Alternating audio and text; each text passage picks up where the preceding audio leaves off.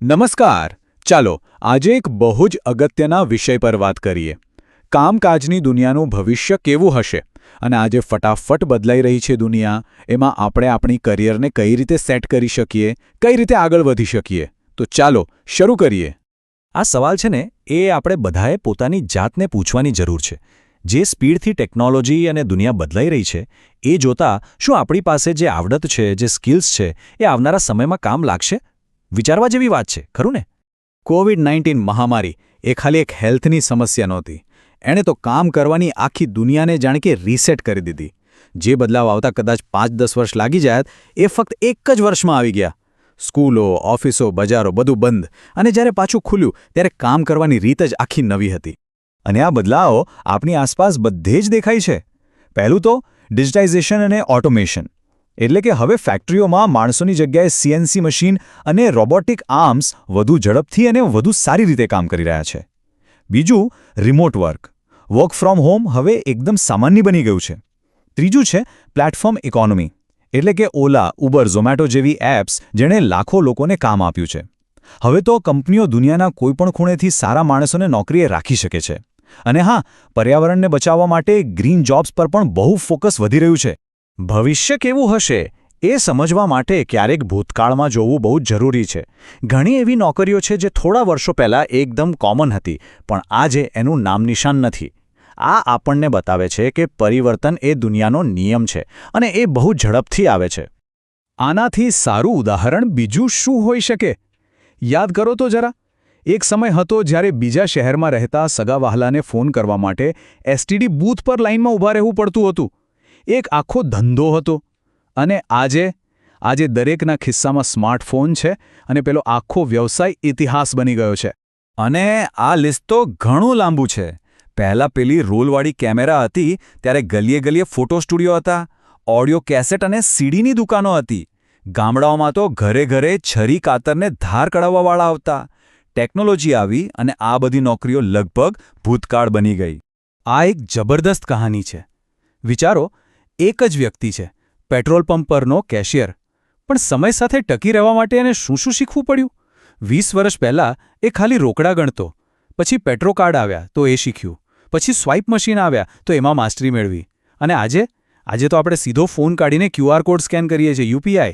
જો એ ભાઈએ આ બધું નવું શીખવાની ના પાડી દીધી હોત તો એની નોકરીનું શું થાત?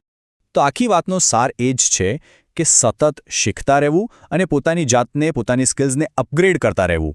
એ જ લાંબી રેસમાં ટકી રહેવાની ચાવી છે. ટેકનોલોજી તો બદલાતી જ રહેશે, આપણે એની સાથે બદલાવવું પડશે. સારું, તો જૂની વાતો તો બહુ થઈ. હવે એ જોઈએ કે ભવિષ્યમાં તકો ક્યાં છે. ચાલો એવા સેક્ટર્સ પર ફોકસ કરીએ જ્યાં આજે અને આવનારા સમયમાં નોકરીની ભરમાર રહેવાની છે. આ એવી નોકરીઓ છે જે આપણે રોજબરોજ જોઈએ છે. ઓનલાઈન ટેક્સી સેવાઓ, ઘરે ઘરે ખાવાનું પહોંચાડતા ડિલિવરી પાર્ટનર્સ અને ખાસ કરીને મોબાઈલ રિપેરિંગ ટેકનિશિયન. આજે કોના હાથમાં સ્માર્ટફોન નથી, અને એ બગડે તો કુશળ ટેકનિશિયનની તો જરૂર પડવાની જ છે. આ બધા ક્ષેત્રો હજારો લોકોને રોજગારી આપી રહ્યા છે.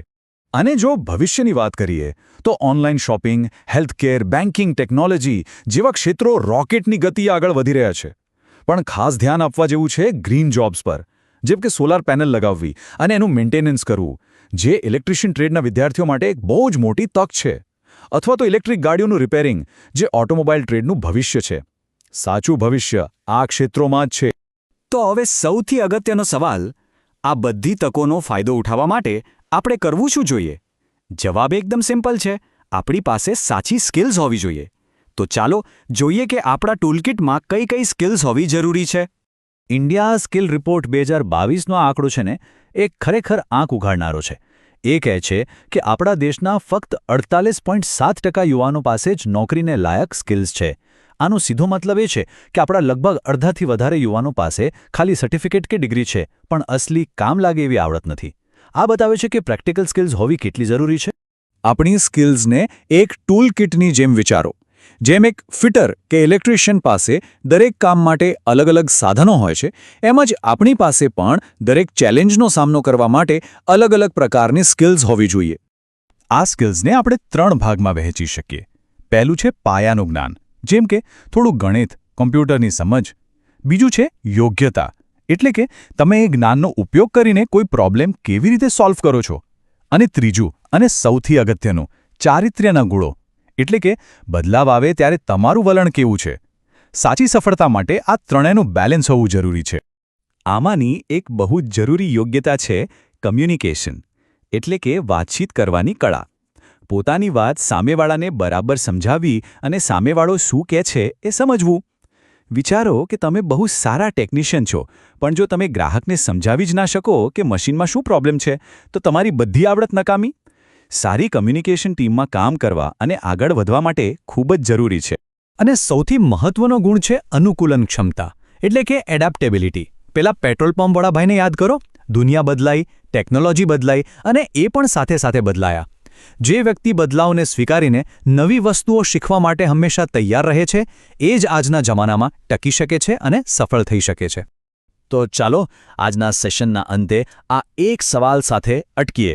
આજે આપણે જેટલી પણ સ્કિલ્સની વાત કરી, એમાંથી કઈ એવી સ્કિલ છે જે આપણે આપણા ટૂલકિટમાં સૌથી પહેલાં ઉમેરવા માંગીશું?